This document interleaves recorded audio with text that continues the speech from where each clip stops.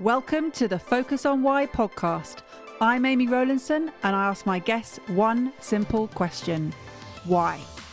Focusing on the importance of why, I share with you the relatable, uplifting and inspiring conversations I have with people from all walks of life.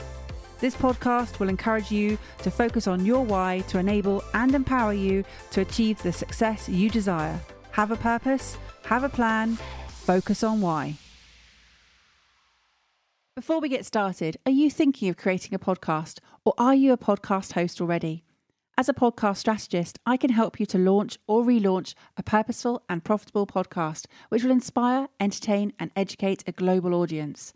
Simply book in a one-to-one call with me right now via the Calendly link in the show notes, and together we'll focus on the purpose of your podcast. Today on Focus on Why, I am joined by Gordon Glenister. Gordon, very warm welcome to you. Lovely to be here, Amy. Well, it's lovely to have you, and I'm really looking forward to talking all about influence. Is that what we're going to be talking about? You tell me. Influence and influencer marketing, yes. Okay, all right. So what is it you're doing at the moment, Gordon? So, lots and lots of things, but we've only got half an hour, so I'll just tell you about the main ones. I am an influencer marketing specialist. So I run my own influencer marketing program, which is to help business owners and thought leaders become more influential. I'm a podcast host, a bit like you, on Influence, the global podcast on influencer marketing. More recently, I'm a published author on influencer marketing strategy, which I was very excited about launching, albeit online.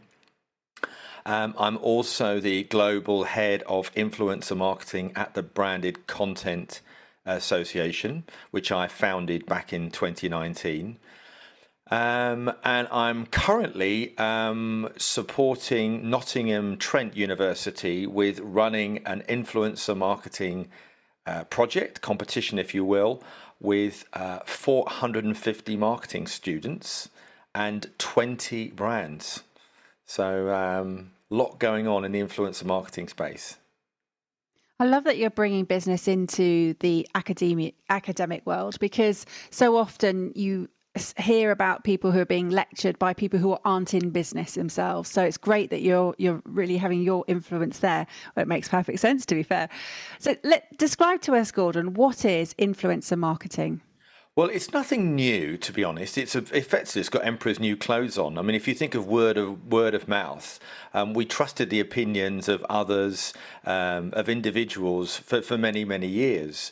But now it's being used very proactively in the marketing area, and it's largely just promoting a product or service through an individual, i.e. an influencer.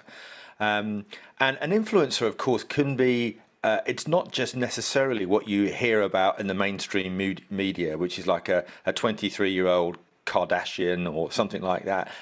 You're an influencer. Podcast hosts, authors, speakers, technical experts, academics, business entrepreneurs.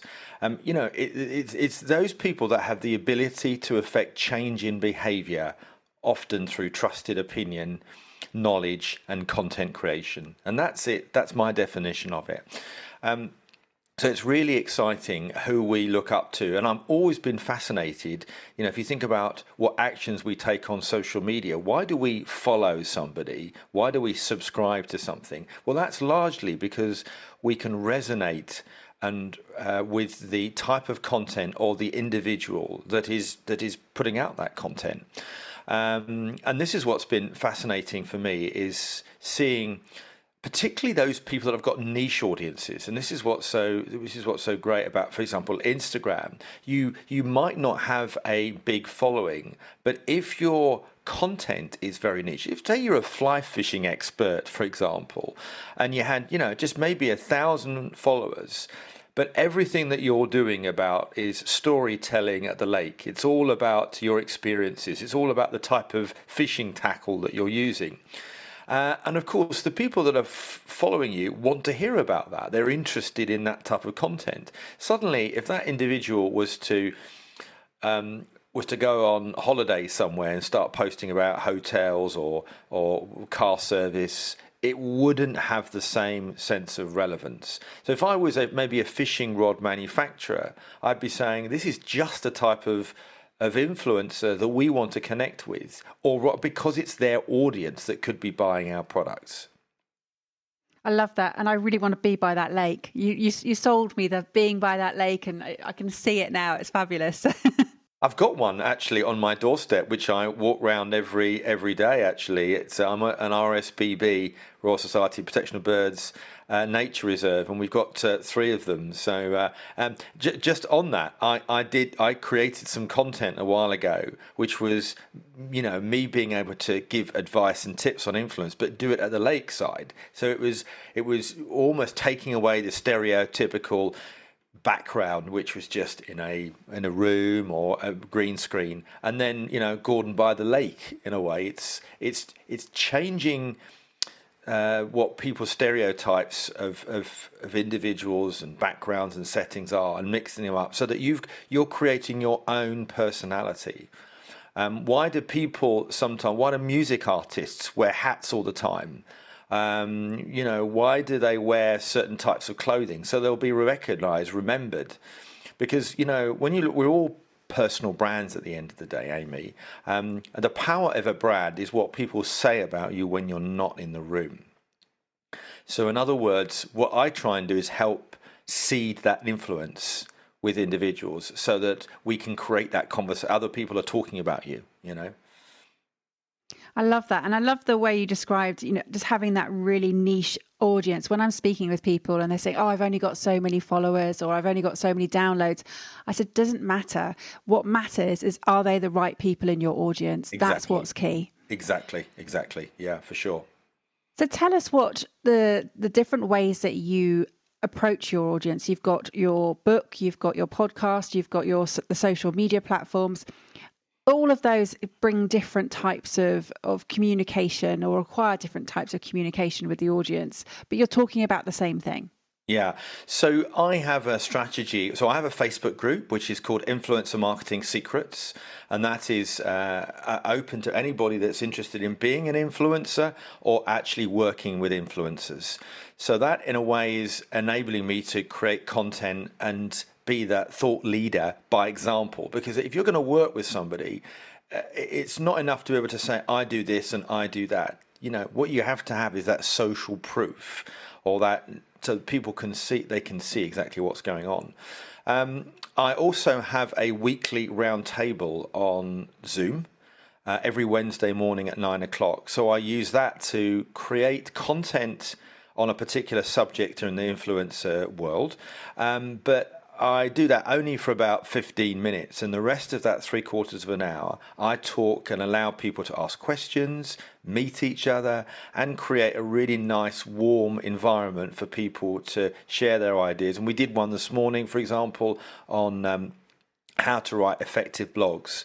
And it was really engaging. And what's really good is it's not just me sharing my tips, but when you've actually got individuals within the group starting to share their ideas as well, you really get that sense of education, not just from me, of course, but from the people that I've brought into the group. I have my own blog, which I write monthly. I also write in other people's magazines, so I have a great relationship with PR Week.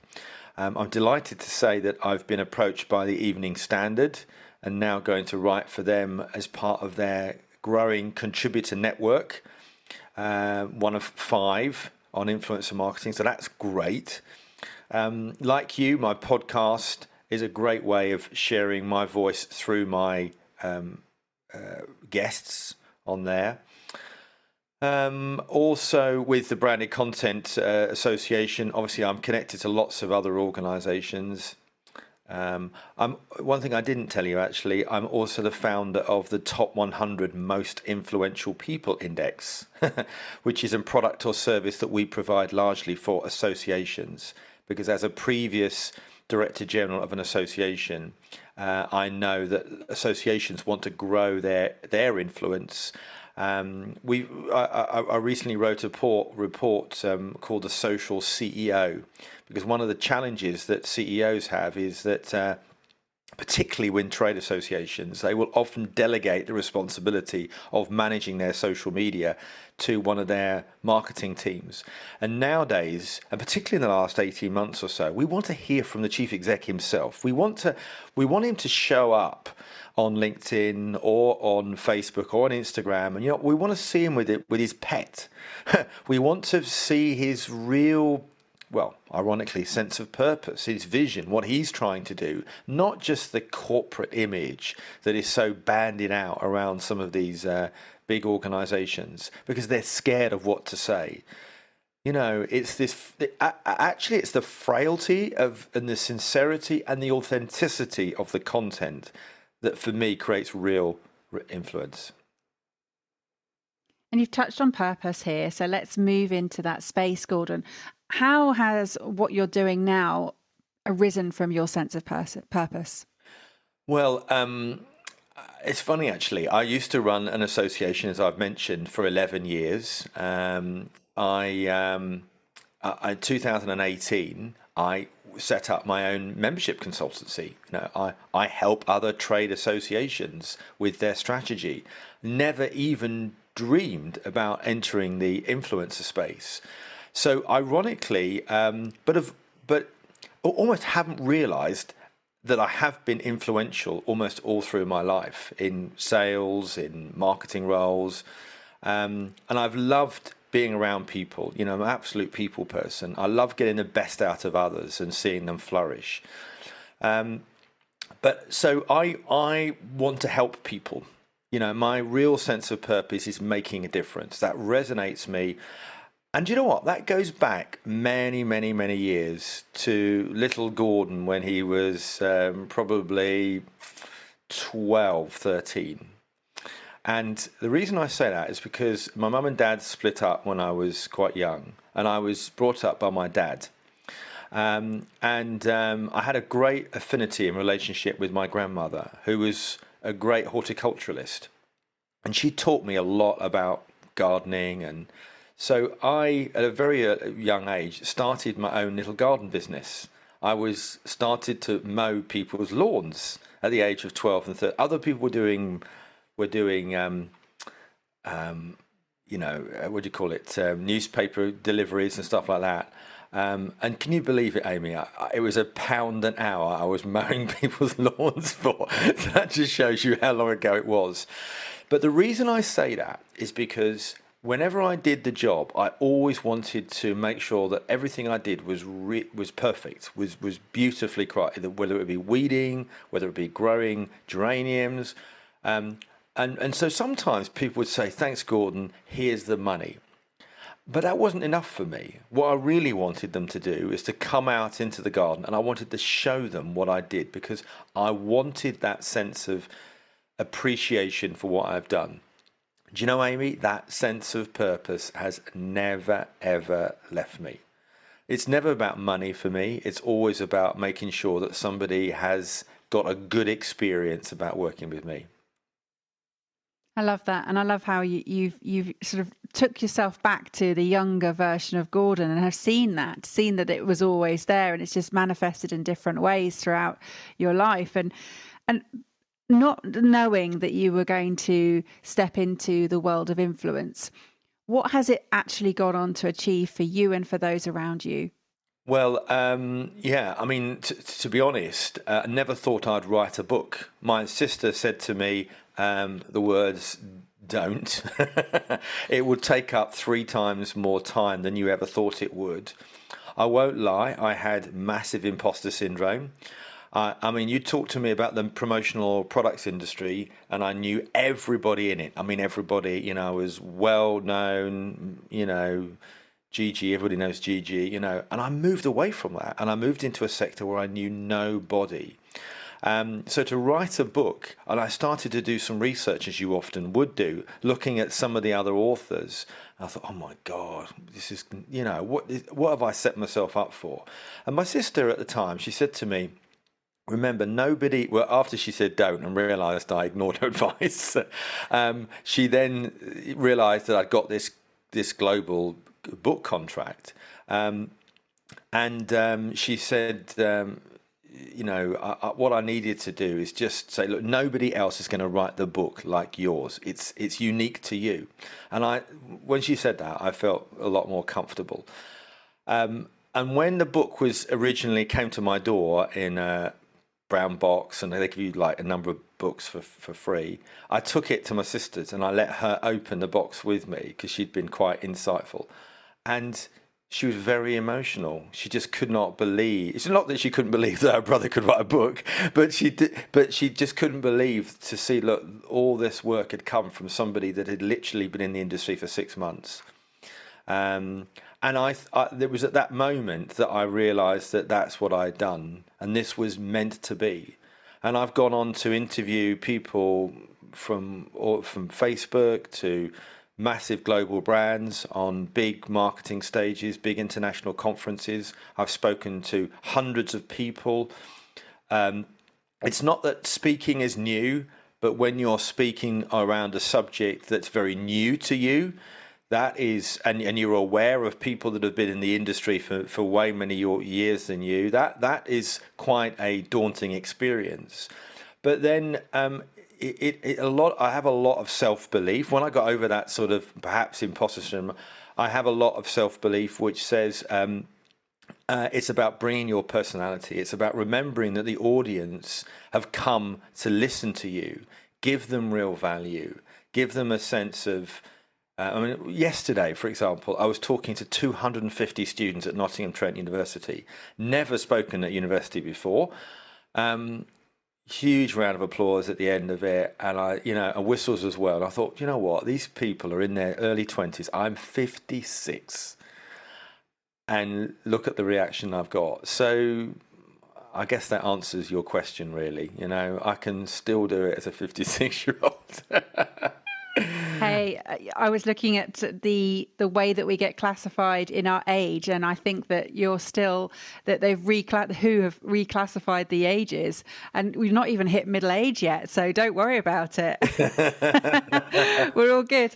But I see you as a connector, Gordon. I see you as the link between people who need and want something, exactly, and value what they want, need and want, and also those who are able to translate that. So you're bringing those worlds together in a way of collaboration, in a way of community, in a way of connection, and bringing that education forth. You mentioned you've got your Facebook group and you've got your weekly Zoom as well.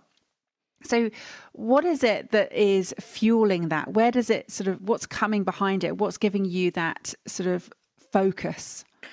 It's to affect change in behaviour. I see lots of people that have a huge amount of knowledge but don't know how to articulate it. And I also talk about personality.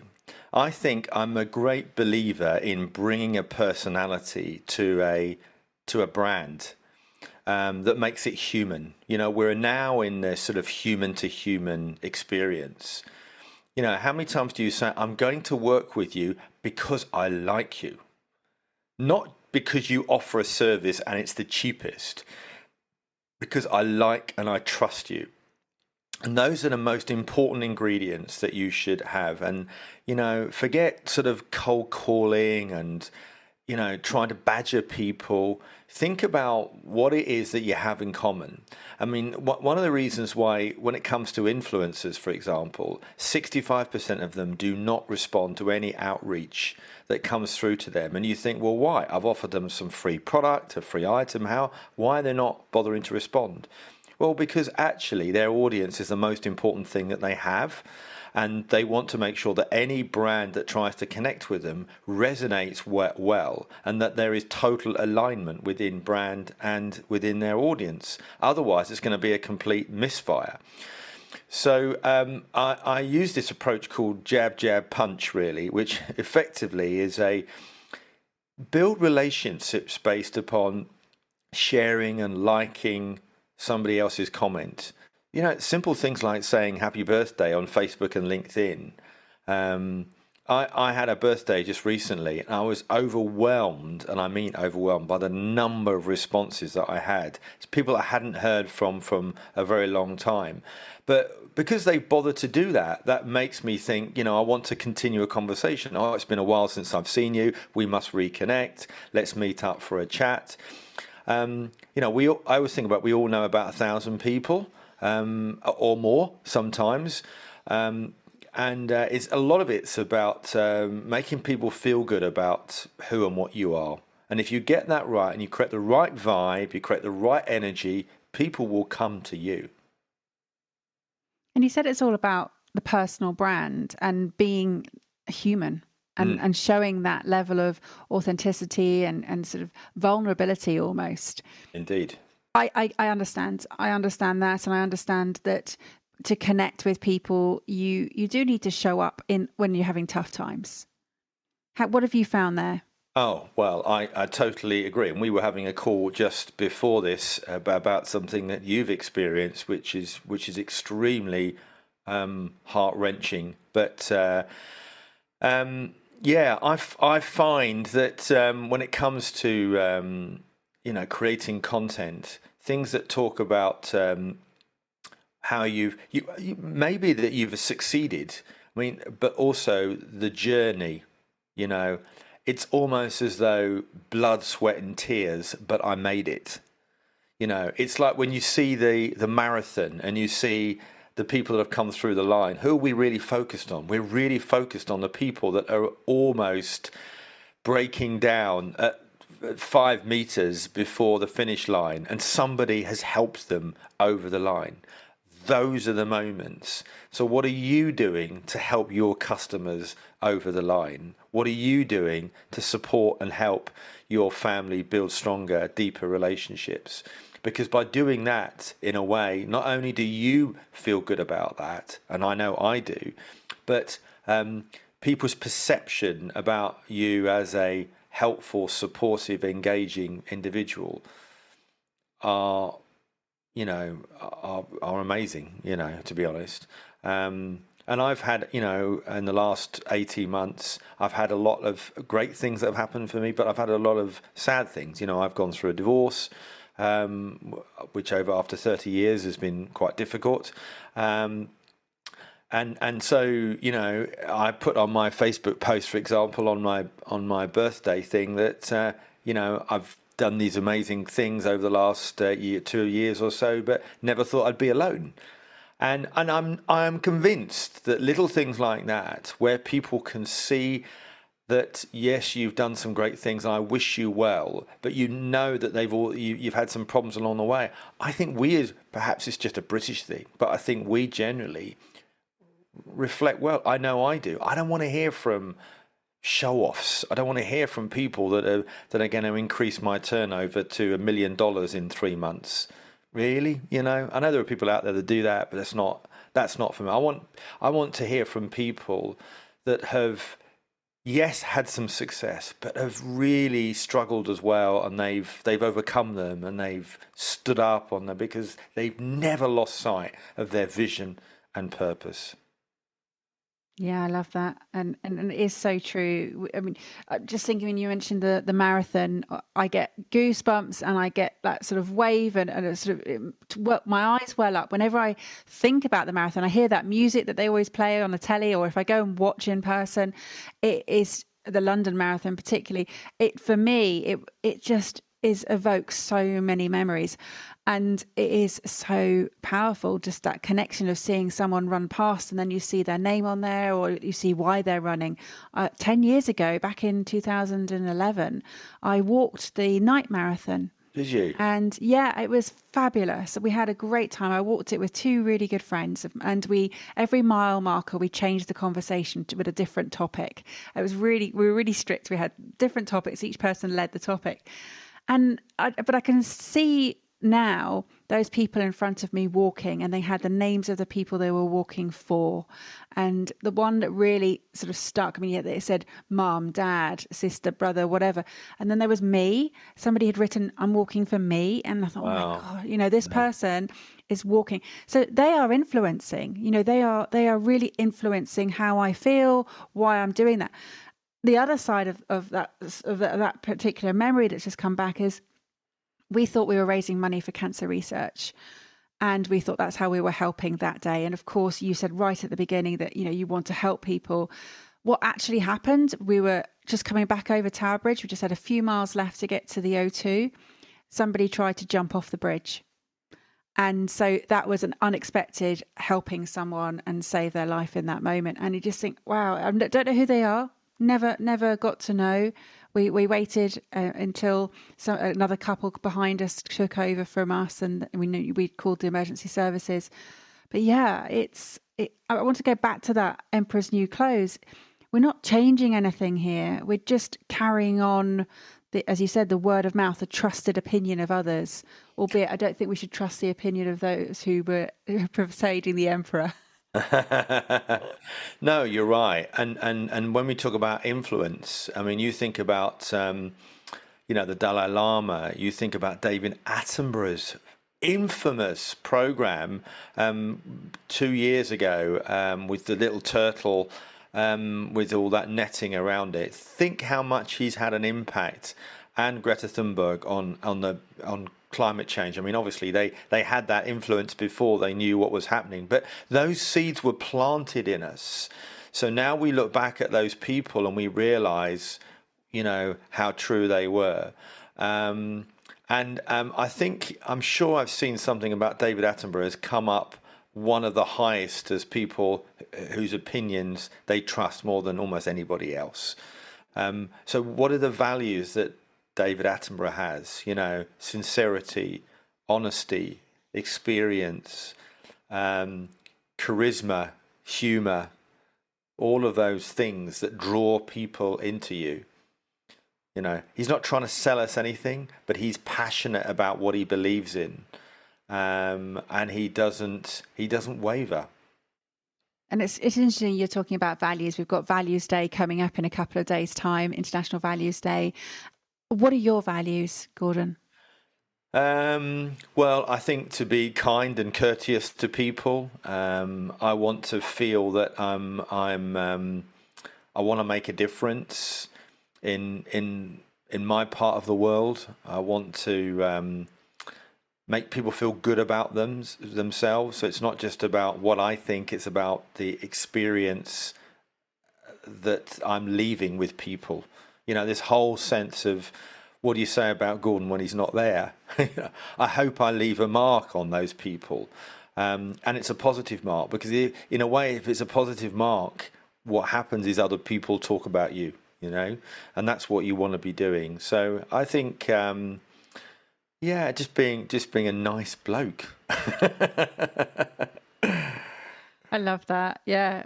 Be an influencer. Just be nice, be kind, be courteous, make a difference. Exactly. That's right. It's not rocket science at the end of the day. It's I think when people try too hard, then they wonder why.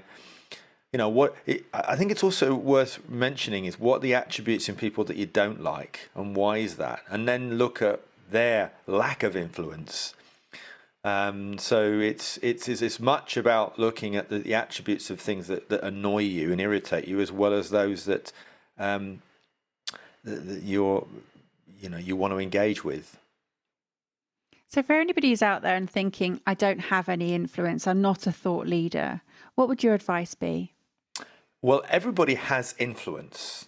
If you're a parent, you have influence over your children. If you're a teacher, you have influence over your school children. An academic has influence on a new drug being developed. So everybody has some degree of influence. Whether they market it is another matter. And so, of course, somebody that's listening to this may not necessarily want to be an influencer that generates income, but they want to be somebody that is the go-to person in their field. So a lot of it's about, I'll tell you what I say to people is, do some research. Have a look at the people that you believe are exemplars but competitors in your niche. Have a look at the type of content that they are creating, particularly on LinkedIn, Twitter, Instagram, and look at the reaction. So maybe get yourself an Excel spreadsheet up and post the number of comments, likes, and the type of content they're doing. So you get a real mix, because what you want to take away from that is the attributes. So are people in, say you want to be somebody well-known in wellness, so you go and have a look at 10 other wellness coaches or experts. Are they doing video? Are they doing posts? Are they doing reels? Are they doing articles? What's in them? How long are they? So you start to really put together a bit of a matrix. And as I say, the attributes that come from that will be something that you can put together. And you should definitely be analyzing your content. What gets measured gets managed. So that's important. And the top content creators and thought leaders know their numbers. They know what time of day to post. They know they know the frequency of posting.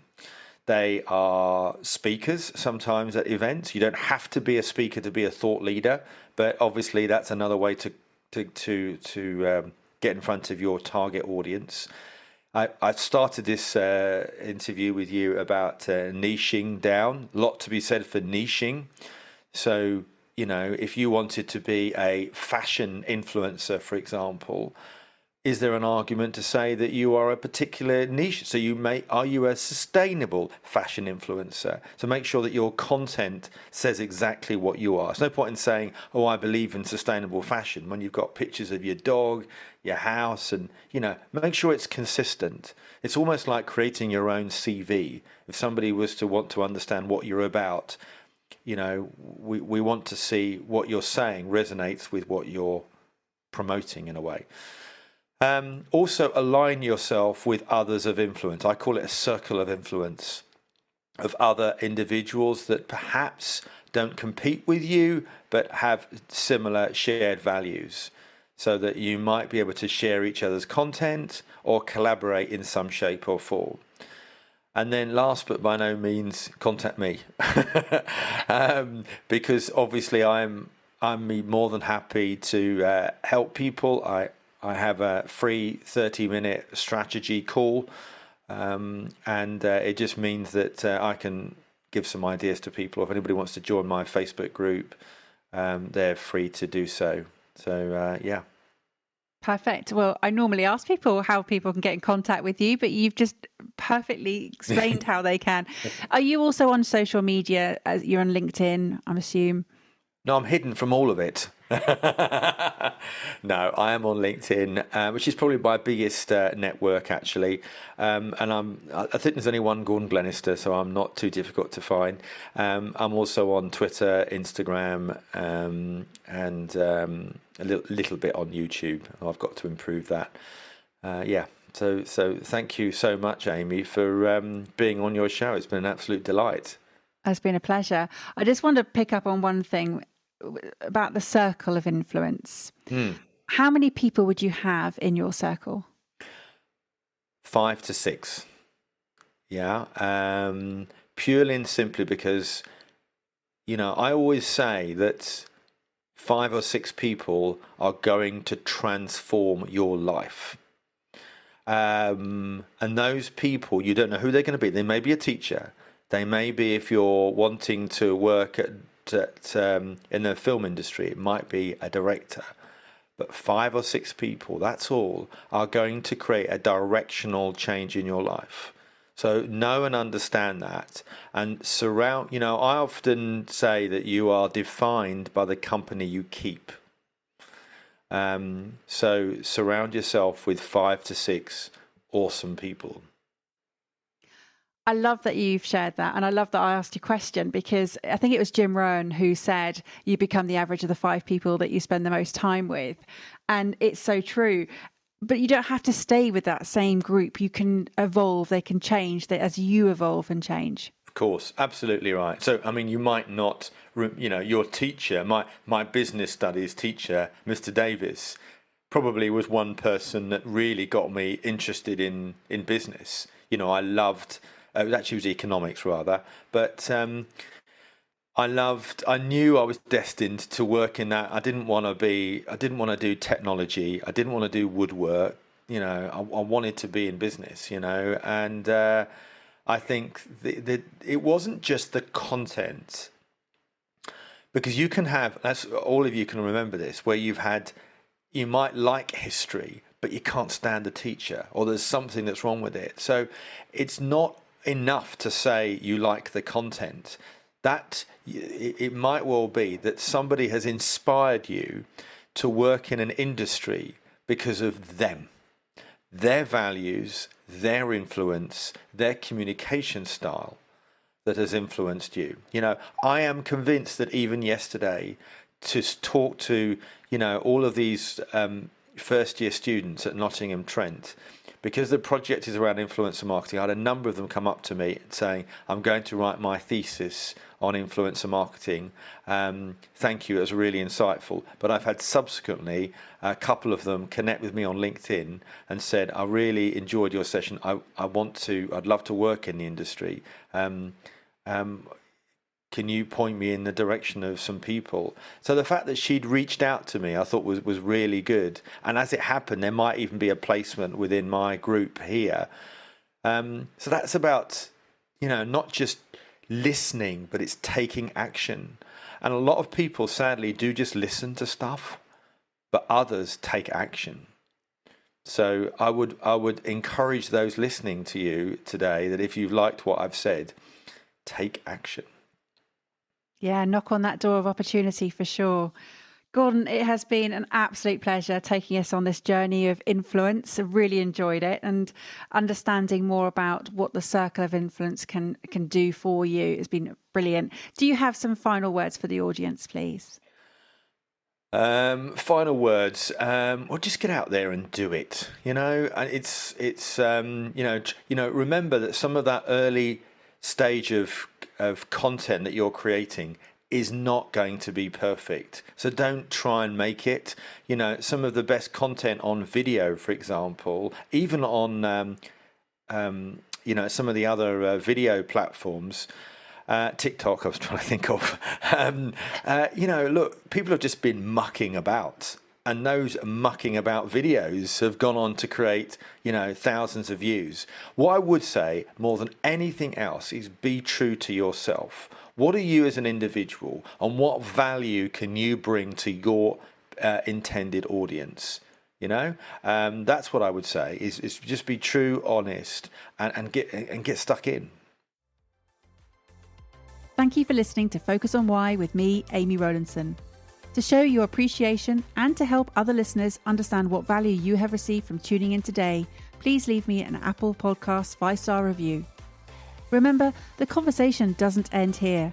To keep it going, connect with me on LinkedIn, Instagram, Facebook or Twitter, or join the inspiring, uplifting and positive Focus on Why Facebook group.